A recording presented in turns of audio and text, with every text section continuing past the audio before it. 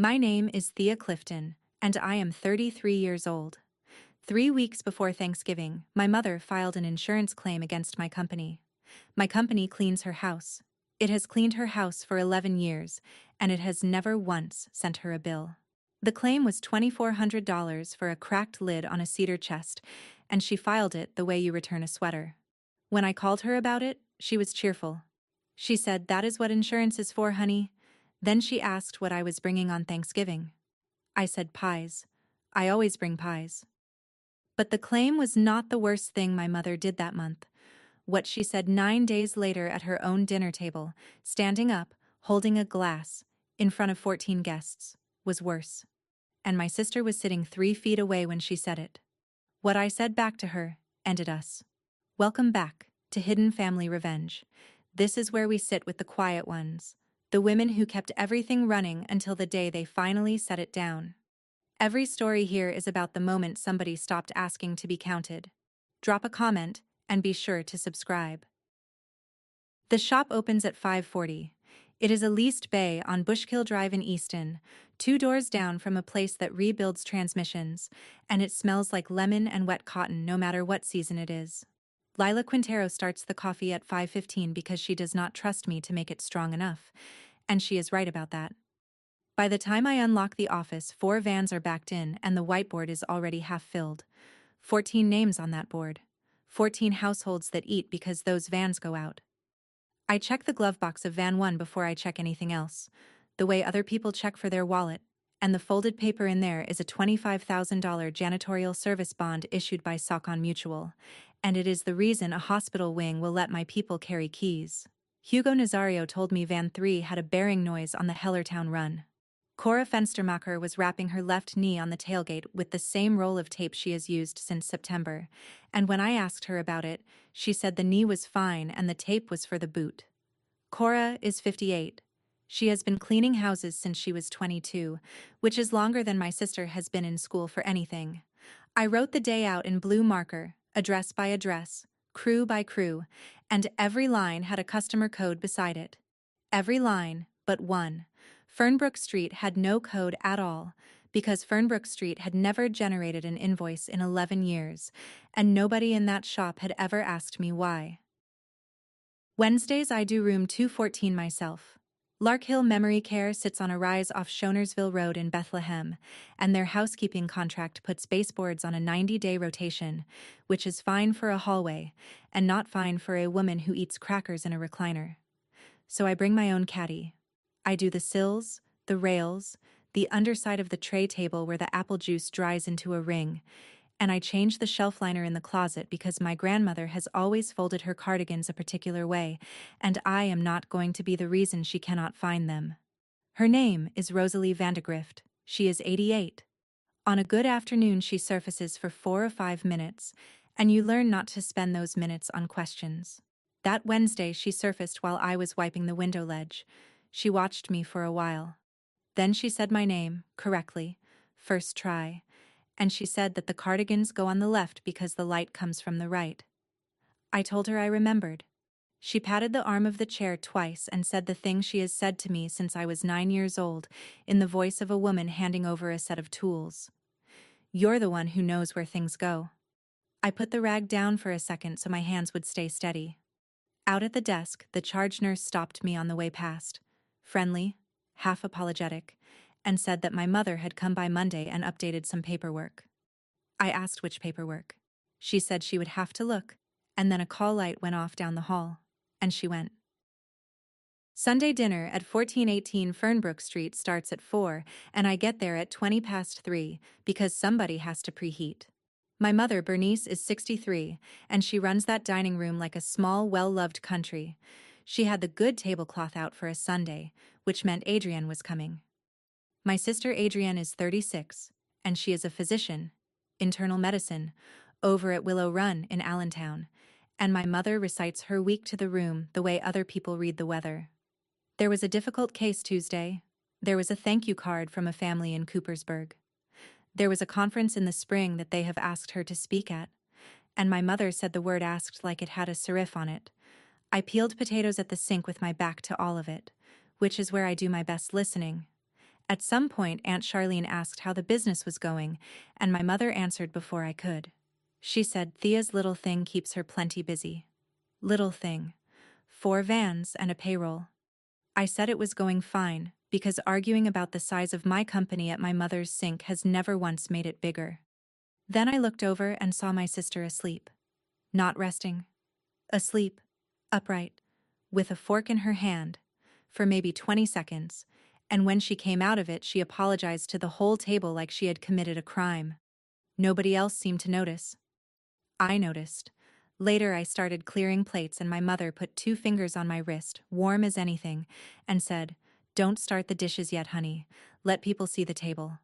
So I sat back down and let people see the table. People hear the words cleaning company and picture a woman with a bucket.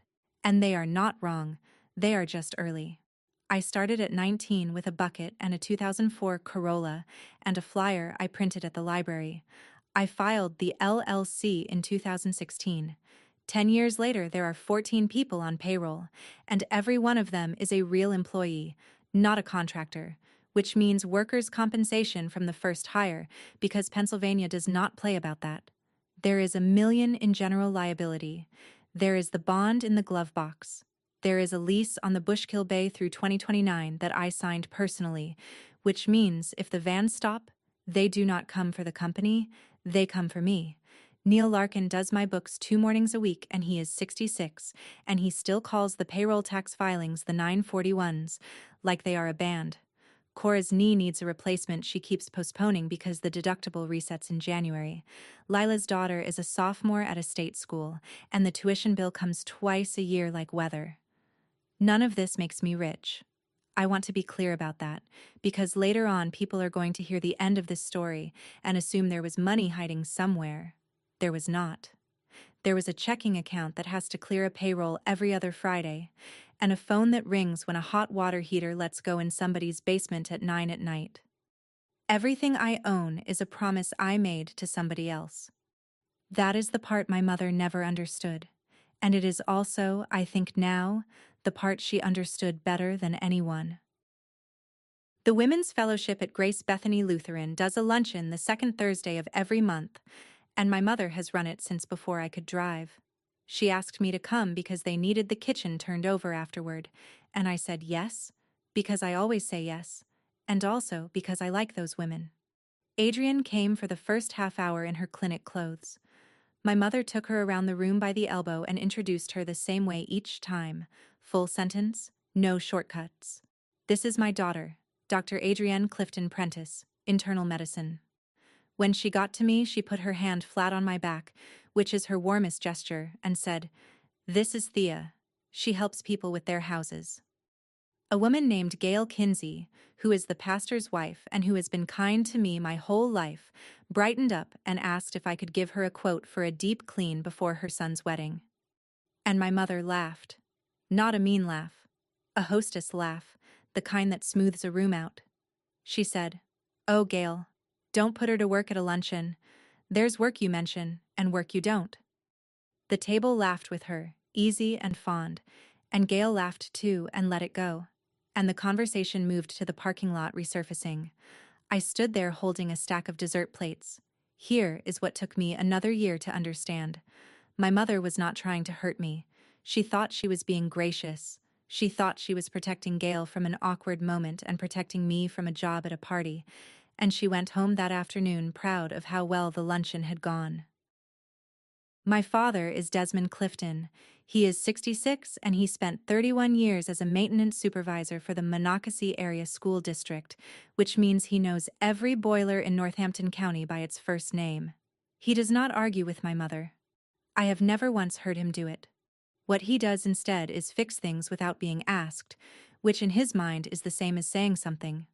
That afternoon, I came out of the luncheon and found him in my parents' garage with a drain pan under my van, changing my oil, because he had noticed the sticker in my windshield was 2,000 miles stale. I hadn't told him I was coming. He just kept the pan on the shelf now. I sat on the step and we talked about the bearing noise in Van 3 and whether Hugo was right about it. And he said Hugo was probably right, and that was 10 minutes of the best conversation I'd had all week. Then I said, without planning to, that Mom had done the thing again at the luncheon. He wiped the dipstick on a shop rag. He looked at it. He put it back. And he said, "Your mother came up hard." That was the whole sentence. He dropped the hood and it caught on the first try because my father has never once had to slam a hood in his life. I stood there in the driveway with my keys in my hand and did not tell him that I already knew exactly how hard, and exactly what it had cost her, and exactly who had told me. I had known since I was 19.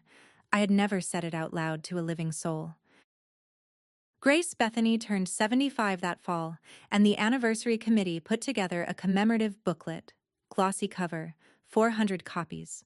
My mother chaired the committee. Page 9 was a tribute spread called Daughters of the Congregation, which honored the women who had grown up in that church and gone out into the world, and it was laid out in 2 columns with photographs. Adrienne got a photograph. Under it, in bold, Dr. Adrienne Clifton Prentice, MD, Internal Medicine, Willow Run, Allentown. 3 lines about her residency and her board certification, and her work with the county's free clinic on Saturdays, which she really does, and which she really is good at. My name was in the second column, in the run-on list at the bottom where they put the ones who did not get photographs, set in type so small I had to hold the page up to the window. It said, Thea, who helps. Not Thea Clifton, not the name of a company that has employed 14 people and cleaned that church's fellowship hall free every Christmas Eve since 2017. Thea, who helps. My mother wrote the page herself. She was proud of it. She called me the night the booklets came back from the printer to tell me they had come out beautifully and that the paper stock was heavier than they had paid for. I said that was nice. She said, "Oh, and honey, while I have you, I need a small favor." Her voice did the thing it does when the favor is already arranged, and I am the last one to hear about it. Adrienne and Grant had bought a house in Saucon Valley in September, a 1940s colonial with good bones and 40 years of somebody else's cooking baked into the kitchen cabinets. The housewarming was set for the last Saturday of October. My mother had already told my sister, and, it turned out, had already told Aunt Charlene and Gail Kinsey, and at least one person at the bank, that Thea's crew would have the place done before the party. Not that Thea might be able to help, that it was handled. I did the arithmetic while she was still talking, because I do that arithmetic in my sleep. 2 days, 3 people, 48 labor hours, plus chemicals, plus the truck mount for the stairs, plus 2 people not on a paying job on a Friday in October when everybody in the Lehigh Valley wants their house clean before the holidays. Call it $1,900 of capacity. Gone. I said yes. I want to be honest about why, because it was not kindness and it was not fear. It was that saying no would have cost more than $1,900. It would have cost me 2 months of phone calls, of my mother telling people the story of how her daughter would not help her own sister, and every one of those people knows somebody who hires cleaners. That math is real.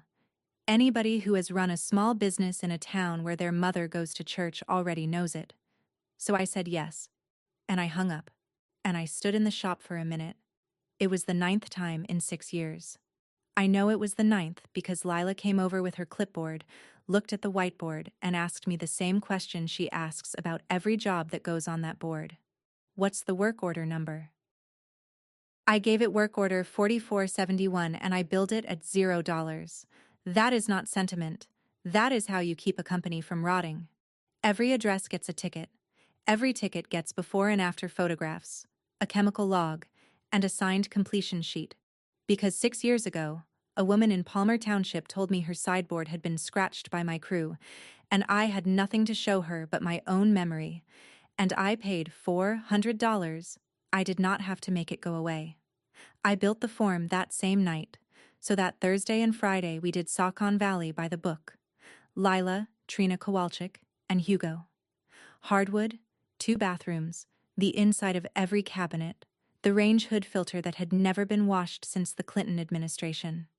Adrienne was at a conference in Pittsburgh, so Grant signed the completion sheet at the kitchen island with a pen he had to borrow from Trina. Here is the part I have gone over 100 times since. My completion sheet has a line for surfaces cleaned and a line for damage observed. It does not have a line for the condition of furniture we are asked to move, because in 11 years no client had ever asked us to move furniture on a job we were not being paid for. I wrote a note to myself in the margin that night. Fix the form. I still have that note. On our way out, Hugo and Trina carried my grandmother's cedar chest up from the dining room to the second-floor landing, because my mother had asked for it to go up there. And it is 110 pounds of 1930s cedar with brass hinges. When Hugo set it down, the lid made a sound. A short, dry crack, like a knuckle. Everybody in that hallway heard it. Nobody said anything. The housewarming was the following Saturday, and I went, in a green sweater, standing inside a clean I had paid for with my own Friday. There is a strange feeling in a room like that. You know where every fingerprint used to be. Grant's colleagues were there, and 2 neighbors, and Dr. Harold Mattingly, who is the senior physician at my sister's practice, a big, careful man of 61 with a laugh you can hear through drywall. He shook my hand and asked what I did. My mother was 2 feet away with a glass of wine, and she answered for me before I had the breath.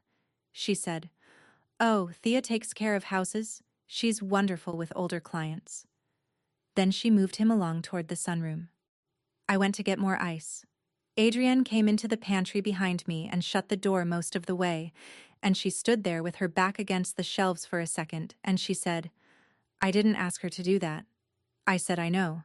She said, "I would have paid you." I said, "I know that too." Then she said something she had never said to me, in a flat voice like she was reading a lab value. She said, "I don't sleep, Thea." I asked how long. She said, "Since June." She did not apologize for the Free Friday, and she did not defend our mother, and she did not fall apart. Because Adrienne does not fall apart. She just goes very still and very exact. Then somebody called her name from the kitchen and she straightened her shoulders and went, and I stood in the pantry with a bag of ice going soft in my hands, and something I had believed about my sister for 20 years came loose. Larkhill holds a care conference every 6 months. 10 people around a table in a room with a fake fireplace, and the family sits on one side. My mother brought Adrienne. Adrienne came straight from a clinic session and had her badge still clipped to her waistband, and the social worker, a decent woman named Vivian, addressed roughly everything to her. Medication review, to Adrienne. Fall risk, to Adrienne. The question about whether the family wanted to discuss hospice benchmarks in the spring, to Adrienne. My sister answered carefully and well and kept glancing at me, because my sister is not stupid, and because she has been in the room with my grandmother maybe 9 times in 4 years. I have been in that room every Wednesday since 2022. I know Nana's shoe size is a 7 narrow, and that she will not wear the left one if the seam sits wrong. I know she gets agitated around 4 in the afternoon when the meal carts come down the corridor, and that it is not the carts, it is the wheels on the tile, and that if you turn the television to a ballgame with the sound low, it passes in 10 minutes. Nobody asked me anything. That is not a complaint. It is just the shape of the meeting. At the end, I did what I always do, which is hand the floor nurse a care sheet I keep updated in my own handwriting, 1 page, laminated, the things that are not in any chart. She took it. Then she looked at it, and looked at the front desk, and said, in a careful voice, that she was going to have to check who was allowed to accept this now. The next Wednesday I came in at 1 with my caddy, and the girl at the front desk could not find me. She was new and she was mortified and she kept scrolling. Authorized visitors, 4 names. My mother, my father, Adrienne, Grant. I stood there in a memory care lobby holding a bucket and asked her to check the guest option instead, which is 30 minutes in the common room. Signed in, escorted. She was so relieved she nearly hugged me. I called my mother from the parking lot and kept my voice level, because the parking lot at Larkhill is not a place to raise your voice, and because I have learned that the second I get loud, whatever I said stops being the subject. She was pleasant. She said she had simplified the contact list because there were too many cooks. She has held my grandmother's financial and health care power of attorney since 2021. Signed while Nana still had capacity. Witnessed, notarized, entirely correct. I have read it. It is a good document. It says my mother decides. I asked her, plainly, to put me back on. She said, "Honey, Adrienne is the doctor, and if there's ever a decision at 2 in the morning, they need one person to call." I said that was about decisions, and I was talking about Wednesdays. And she said it again, in the exact same warm voice she had used at the luncheon, about a completely different thing. "There's work you mention, and work you don't." Then she said she had to go. The roast. I sat in the van for a while with the engine off. The lot was full of cars belonging to people visiting people who might not know them. And I took my keyring out of my coat pocket, and for the first time in 11 years I actually looked at it. It is a brass ring the size of a coffee cup rim, and it is heavy enough that it has worn a shine into the lining of every coat I have owned. 31 keys. Each one wears a little yellow tag with a code written in oil pen, because you never write an address on a key. Ever. And I have fired one person in 10 years, and that is why. I went through them one at a time in the driver's seat with the door open. B14. Barrett Brubaker in Hellertown, whose wife died in 2021, and whose daughter Patrice hires us for the whole house twice a month, and for the estate work when the time comes. K03. The Kinseys. F22. The office building on Ferry Street. 11 suites. Our first commercial account. The pediatric practice off Freemansburg. The Sunday school wing. 28 of them had a code, and every code lived in a system, and every system produced an invoice, and every invoice produced a payroll. Then there were 3 keys with no code on the tag at all. Someone, years ago, had written on them in my own handwriting, Fernbrook, 214, Saucon. My parents' front door, my grandmother's room, which I could no longer enter, my sister's kitchen. 3 keys to 3 places that had never once, in 11 years, generated a single dollar or a single line in any book I keep. And they were on the same ring, not a separate ring in a drawer. The same ring, riding in the same coat pocket, going out on the same route, coming home at the same hour. That was the whole problem, and it took me 11 years and a lobby desk to see it. If you are carrying a set of keys to somebody else's house right now, a parent, a sister, a place you clean because nobody else will, you already know exactly what that ring weighs. Tell me in the comments whose key you are still carrying, then stay with me, because this is the part where I finally counted mine. That night I opened the scheduling software at the shop because I wanted to see the shape of it. I need to be clear about something. I did not pull those records to build a case. I have never shown them to anyone.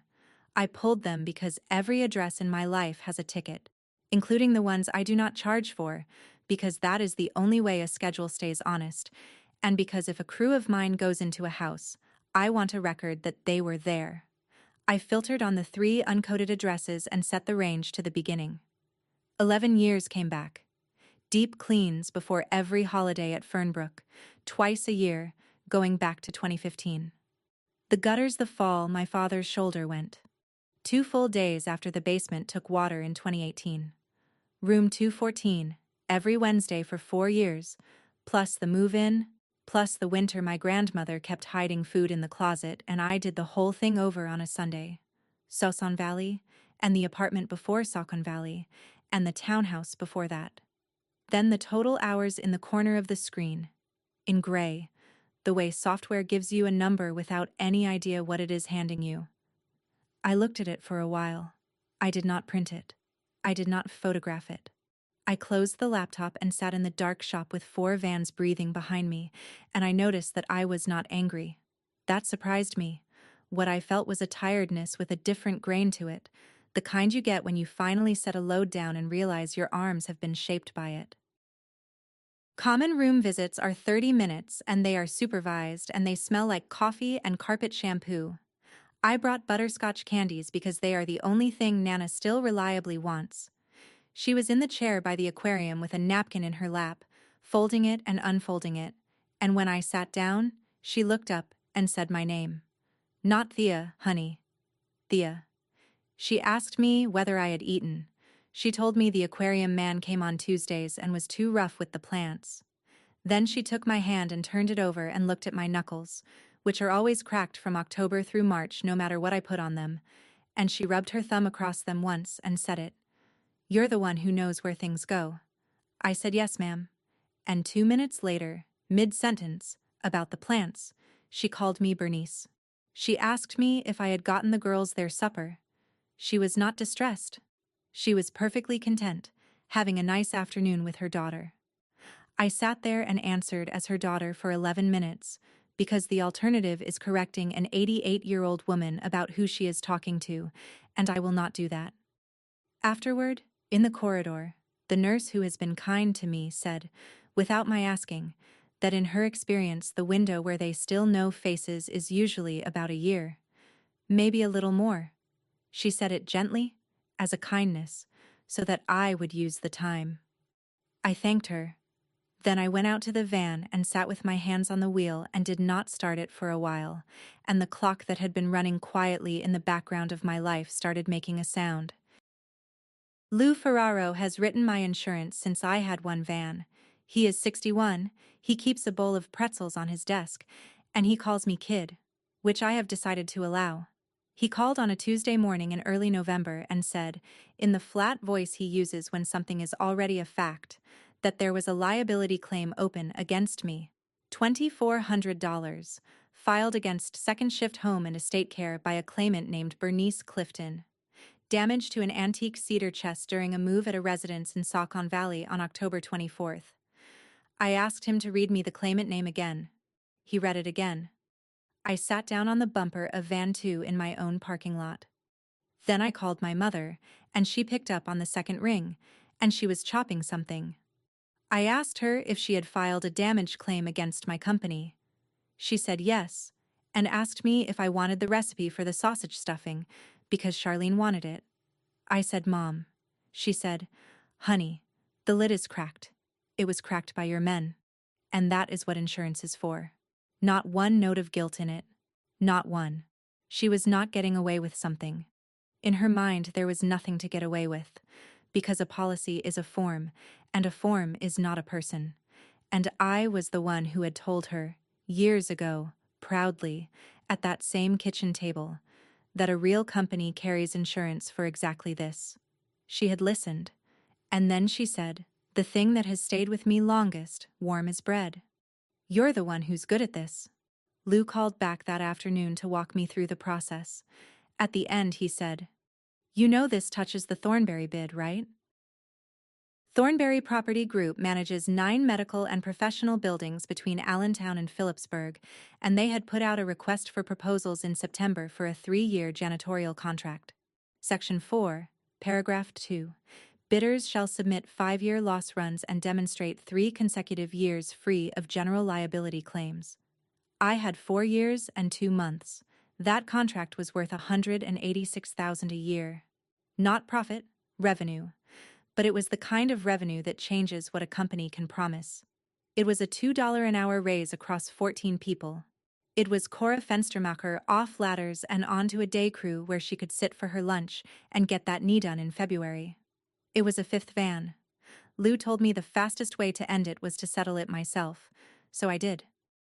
$2,400 out of my own account, not the company's, on a Thursday, and Saucon Mutual closed the file with no payout in 9 days, but a closed claim is still a claim. It sits on the loss run for 5 years like a nail in a tire that has been plugged. I called Thornberry's facilities director and asked, straight out, whether a paid and closed claim under $3,000 would disqualify a bidder.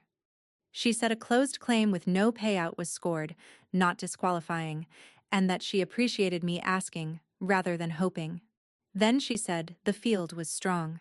That night, Neil Larkin stayed late with me and we rebuilt the bid, and I cut my own margin by 6% to make the number sing, and I signed it, and I drove it to the drop box myself instead of trusting the mail.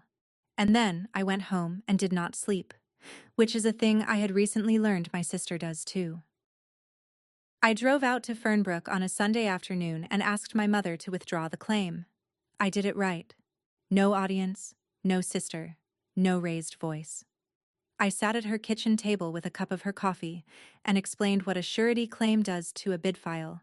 In plain words, the way you would explain it to a client. I told her about Section 4, Paragraph 2. I told her what the contract was worth to Cora's knee.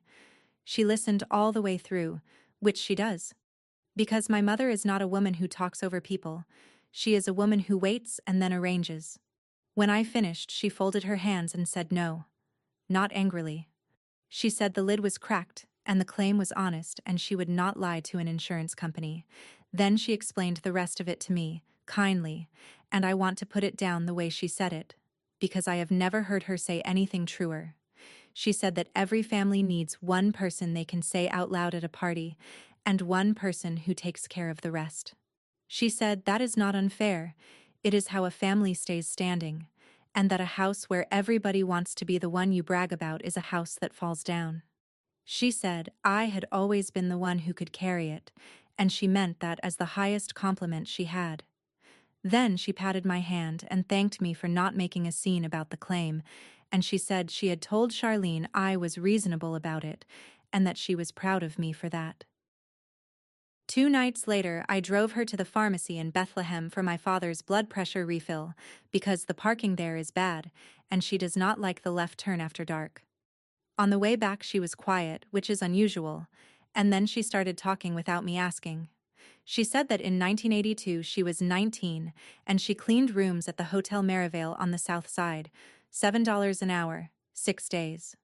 She said she had a uniform with her first name embroidered on it and no last name, and that she liked the work, which surprised me.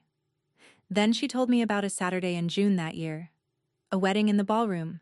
Her own graduating class, half of them, 3 years out of high school.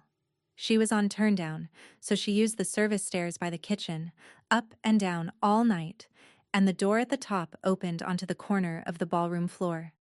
She said a woman she had known since 3rd grade, the bride's mother, walked over holding a plate with a piece of cake mashed on it and a napkin balled in the middle, and handed it to her in the middle of the dance floor without ever once looking at her face. Not cruelly. Just the way you hand something to a surface. My mother said that part twice, without looking at her face. Then she looked out the windshield at the Faye Bridge and she said, "So don't tell me what it costs." That is the closest my mother has ever come to explaining herself to me. It lasted about 90 seconds. 3 minutes later, on Broad Street, I said something about the crew getting the Kinsey job done quick, and she corrected me and said the word is quickly. And she was already back. She had not been asking me to understand her. She had been telling me why I was wrong.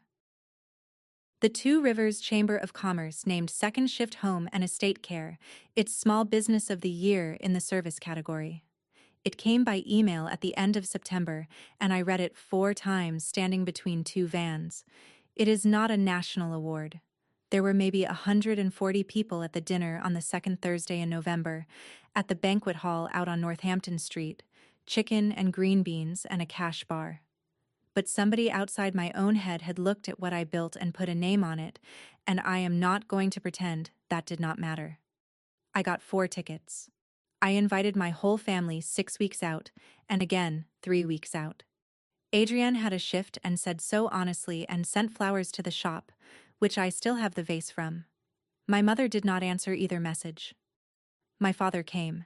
He wore the gray jacket he wears to funerals, and he sat at a table near the back, with a woman from a hardware store in Wilson. And when they called second shift, I went up with Lila Quintero, because you do not accept that alone, and she held the plaque, and I said something short into a microphone. When I got back to the floor, my father was standing by the door with his jacket over his arm. He said it was a real nice thing, and that he was proud of me. Then he said he had to get back. Your mother's expecting me. The photographer took the group picture 9 minutes later. I hung the plaque in the shop, over Neil's desk, where the people who earned it would see it.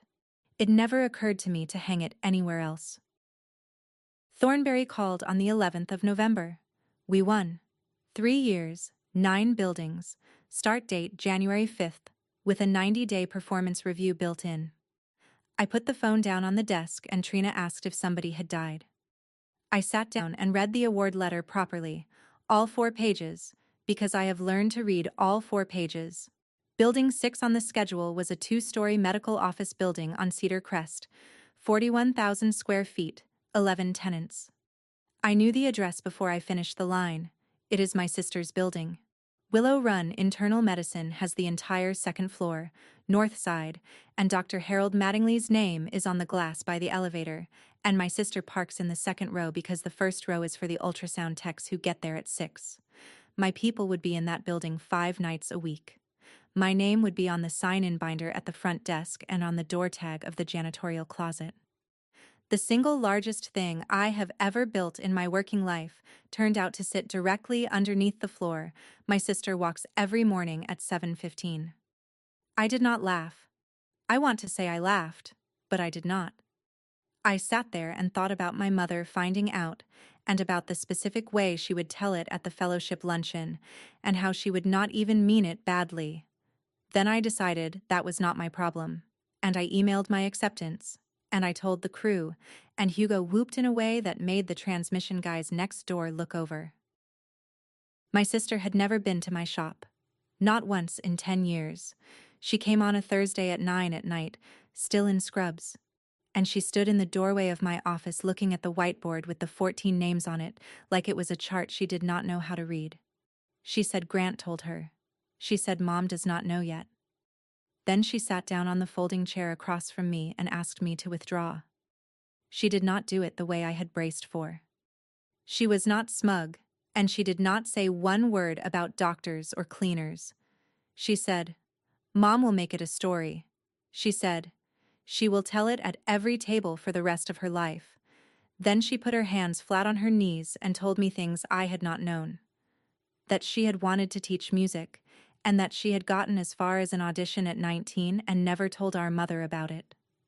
That she sat for her boards the same summer her marriage went quiet, and passed, and cried in a stairwell about the wrong thing. That she is not allowed to be tired in that family, ever, because if she is tired, then the whole point of her is in question. She said she has been the thing they point at since she was 15, and she does not know how to put it down.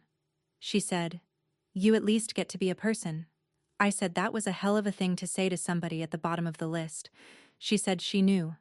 And then she asked me again, quietly, please. And my sister has never once asked me for anything. I withdrew the bid the next morning. 2 sentences to the facilities director, thanking her for the opportunity and citing a capacity conflict, because you never burn a client with the truth when a lie of omission is more professional. She wrote back inside the hour and said she was sorry to hear it, and that she would go to the second-ranked bidder. 10 days later, a company out of Whitehall started mobilizing on 9 buildings. I told the crew on a Monday that the raises I had promised for December were moving to April. I did it standing up, in front of everybody, because you say that kind of thing to people's faces. Nobody argued. Cora said April's fine, hon, and went to get her tape. That was worse than arguing. Lila waited until the bay cleared and the vans were gone, and then she leaned in my office doorway with her keys in her hand and did not sit down. She said, I have never asked you why about anything. She said, I am asking now. So I told her the truth. All of it. In about a minute. She listened. Then she said the sentence I have carried since. You took that off my table to keep your mother comfortable. She was not shouting. She said it the way you read out a lab result. And she was right. And we both knew she was right.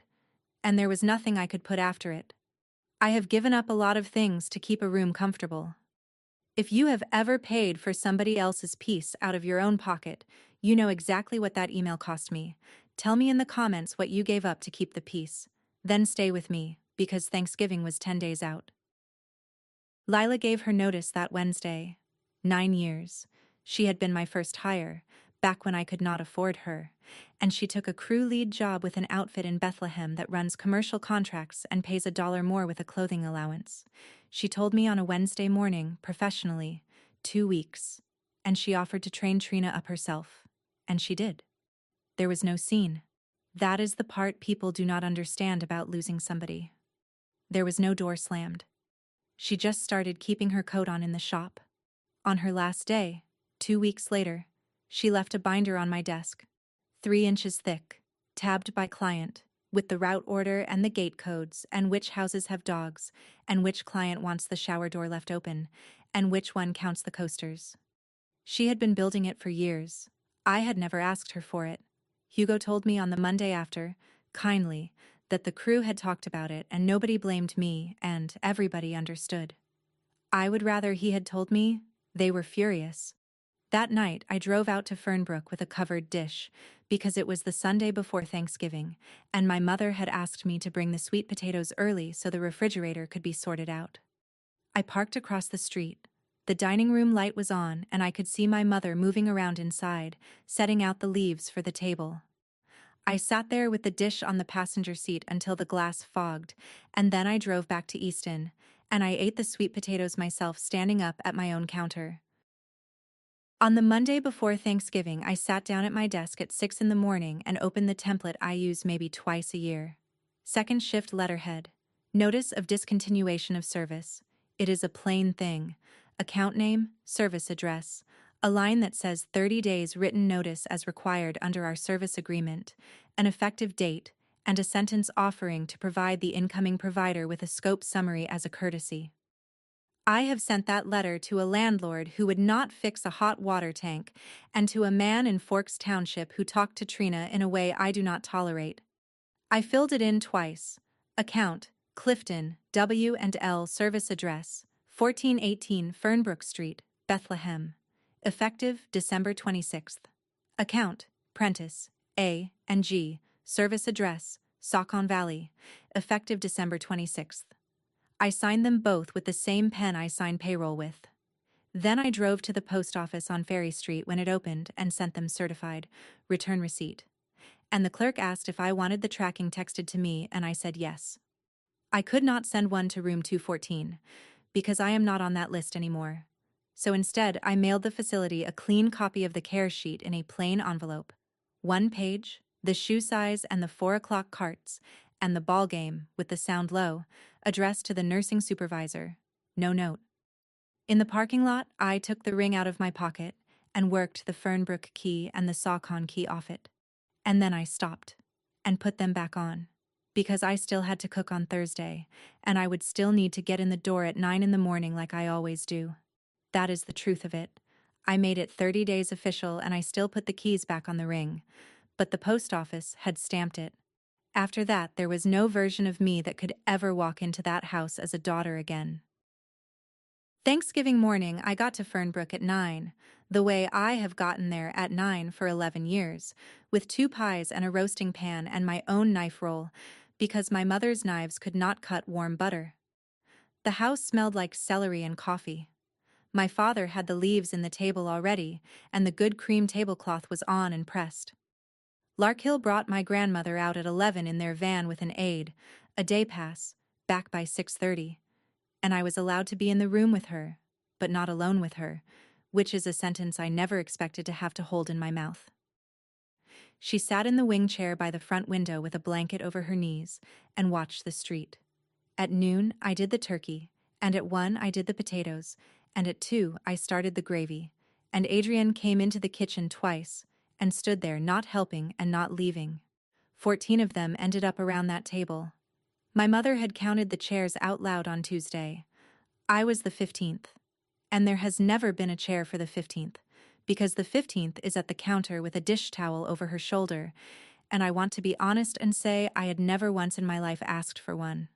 My father came through the hallway around 2:30 with the empty ice bucket and stopped, and he said it quietly, without looking at me, the way he says everything true. Your mother got your letter Tuesday. I asked what she said about it. He said she had not said one word about it to anybody, not to him, not on the phone to Charlene, not once in 3 days. And I stood there with a whisk in my hand and understood exactly what that meant. She was saving it. She always saved it for the table. Dinner went out at 4. My mother is genuinely good at this, and I will not take it from her. The plates were hot, the rolls came out at the right minute, and she had everybody laughing before the gravy went around twice. Pastor Roy Kinsey and Gail, Dr. Harold Mattingly and his wife Greta, Aunt Charlene and Uncle Merritt, my cousin Britt and her fiancé Devin, Grant, Sylvie, Cal in the booster seat. My grandmother between my mother and Adrienne where she could be watched. At 4:40 my mother stood up with her glass. The first toast was to Adrienne, and it was a good toast, warm and specific, about a patient's family who had written to the practice. Everybody drank. Then she stayed on her feet, because she was not done, and she did the thing she does where she rests one hand on the back of my father's chair and lets the timing sit. She said, "Well," she said, "one daughter became a doctor." And then, with the pause she had built for it, "The other cleans houses." 14 people laughed. All 14. Roy Kinsey laughed into his napkin, and Greta Mattingly put her hand on Harold's arm, and my Aunt Charlene said, "Oh, Bernice, the way you say it when somebody is being wicked and wonderful." My grandmother laughed too, a happy little laugh, because everyone at her table was laughing and she has always been agreeable, and my mother raised the glass again. She said, "To Adrienne," she said, 12 years of school, so this family has somebody to point at." Adrienne did not lift her glass. She looked at the tablecloth, and Sylvie, who is 6, had slid off her chair during the second toast to come ask me for more cranberry, and she pulled on the cuff of my sweater and looked up and asked me why that was funny. I have thought 1,000 times about what actually moved me, and it was not the joke. I had taken that joke, in one form or another, for 11 years, and I could have taken it for 11 more. It was a 6-year-old asking me a straight question and waiting for an honest answer, and understanding, standing there with a dish towel on my shoulder, that I had been answering it for her whole life, with my silence. I had been teaching that child which kind of work turns you into a person and which kind turns you into help.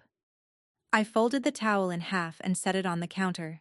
Then I walked to the end of the table where my mother was still standing with her glass. I took the ring out of my coat pocket, and it made that low sound brass makes through good linen, and I laid 3 keys on the tablecloth in a row. Fernbrook, 214, Soissons. Then I said it, and I did not raise my voice, and I have been told since that the room could hear me perfectly well. I said, "Mom's right." I said, "I clean houses." And then I said all of it out loud in that dining room, in front of a pastor and my sister's department chief, and 2 neighbors and everybody my mother has spent 40 years arranging herself in front of. I told them I clean bathrooms at 6 in the morning. I told them about Cora Fenstermacher's left knee, 58 years old, 36 years on her feet, putting off a replacement until her deductible resets. I told them Leila Quintero gave me 9 years and built a 3-inch binder nobody asked her for. I told them there are 14 names on a whiteboard on Bushkill Drive, and every one of them has a household behind it, and that there is a $25,000 bond folded in the glove box of Van 1, and that the name painted on the side of that van is Second Shift Home and Estate Care. I said my own company's name out loud, in that room, for the first time in 10 years. Nobody had ever said it at that table, including me. Then I looked down at the 3 keys and I said, "I'm not doing this house anymore." I said, "Or Nana's room. Or Adrienne's." And I said the last part to the whole table, because it was true for the whole table. Somebody here is going to have to learn where things go. Pastor Kinsey set his fork down on the edge of his plate very carefully. Harold Mattingly looked into his water glass. Grant looked at my sister, and my sister had both hands flat on the table and her face was wet, and she was not making any sound at all. Aunt Charlene started to say my name and stopped. And then I did the part that cost me. I turned to my mother. She was still on her feet with the glass in her hand, and she had gone the color of the tablecloth, and I said the next part low, pitched so the table could hear that I said something and not much more. I said, "I know about the Merivale. I watched it land." 14 people at that table heard a hotel's name and nothing else, and Charlene half turned to Merritt to see if he knew what it meant, and he shrugged. And it went by them like a car on a wet road. My mother knew. Her hand went down flat on the back of my father's chair. And before she could open her mouth, I burned it, on purpose, in front of everyone, so that it could never be used again by me or by anybody. I said, "Nobody here is ever going to hear it from me." I said, "Not tonight, not at your funeral, not ever." I said, "I've carried it since I was 19. And then I said, the only short thing I had left. I'm putting it down. You told me once there's work you mention and work you don't. I just mentioned every bit of mine, in front of your friends, and the only thing at this table I will never mention is yours. My mother did not shout. My mother has never shouted in her life. She lost the only thing she has ever been able to do, which is describe a person to a room so that the room agrees, and what was left when that went was very small and very plain. She looked at me and she said, "Then you don't see her again?" She meant her mother. She meant room 214, and the visitor list, and the power of attorney signed in 2021, and the year the nurse told me we probably had, and she was entirely within her rights, and we both knew it. I looked down the table at my grandmother, who was folding her napkin into a square and smiling at Cal, perfectly happy, in a room that had gone completely silent around her, and I said, "I know." That was all. I picked my coat up off the hook by the cellar door, and I went out the front, past the good tablecloth and the 3 keys lying on it. And nobody stood up, and nobody followed me, and nobody said my name. Cal was still banging his spoon on the tray. I got in the van and I drove back to Easton on Route 22 with an empty roasting pan sliding around in the back, and I made it to the 25th Street exit before I had to pull over. The green return receipt cards came back the following week. The Saucon Valley one was signed. The Fernbrook one had the refused box checked in my mother's handwriting, which is beautiful, and which I would know anywhere. Larkhill sent me a form letter 3 days later confirming that the authorized visitor list had been reviewed and remained as filed, and I read it twice in the shop parking lot, and then put it in the glove box next to the bond. I did not see my grandmother in December. I did not see her in January. There is no version of this where I tell you I got her back. Because I did not. And the clock the nurse told me about is not the kind that waits while a family sorts itself out. The claim stayed on the loss run, closed. No payout. My liability premium went up 18%, and it will stay up for 3 years. Thornberry's 9 buildings belong to a company out of Whitehall now, and I see their vans on Cedar Crest sometimes when I am out that way. Lila finished her 2 weeks and left, and Trina runs that crew now and runs it fine, not as well. And the binder sits on the shelf above my desk where I use it almost every day. At Grace Bethany they still say Adrian, the doctor. My mother has not called.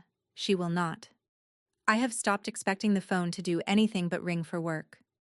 2 things happened that I did not arrange. On a Tuesday in the middle of December, my father showed up at the Bushkill Bay at 7 in the morning in his work jacket with a 5-gallon bucket in his hand, and he did not say anything about Thanksgiving, and he did not apologize for 30 years of quiet, and he worked 4 hours with Hugo stripping and waxing a floor in an office on Ferry Street, and then he went home. He came back the next Tuesday. He has come almost every Tuesday since. We talk about boilers. And on a Saturday, in the middle of January, my sister pulled into my lot without calling first and let Sylvie out of the back seat with a lunchbox. And said she would be back at 2, and left. She did not apologize either. Sylvie spent that morning on the folding table learning to fold a fitted sheet, which she did badly, with enormous seriousness, and at 11 o'clock, she asked me what the words on the side of the van meant. I told her. Second shift. I told her it means the people who come in after everybody else has gone home and make the place work again. She thought about that, and then asked if she could have a tag for the keyring. In January, I hired 2 people. In February, I ordered a 5th van, used, with 90,000 miles on it, and had the name put on the side in the same green as the others. Nothing was erased. My mother still runs the fellowship luncheon, and everybody there still loves her, and she is still, in her own mind, a woman who is only ever proud of her daughters and funny at dinner. The hierarchy she believes in is exactly where she left it. I just do not live in it anymore, and there is a 6-year-old in my shop on Saturdays who is going to grow up knowing the name on the van. I used to believe that if I kept everything running, somebody would finally count me, and it turned out the running was the exact reason nobody ever had to. That is my story. 31 keys, 1 table, 1 thing I chose not to say. If you are the one in your family who keeps everything running, and nobody has ever once said your name out loud, take this as your sign to set something down. It will cost you. Do it anyway. Thank you for being here. Drop a comment, hit subscribe, and I will see you in the next one.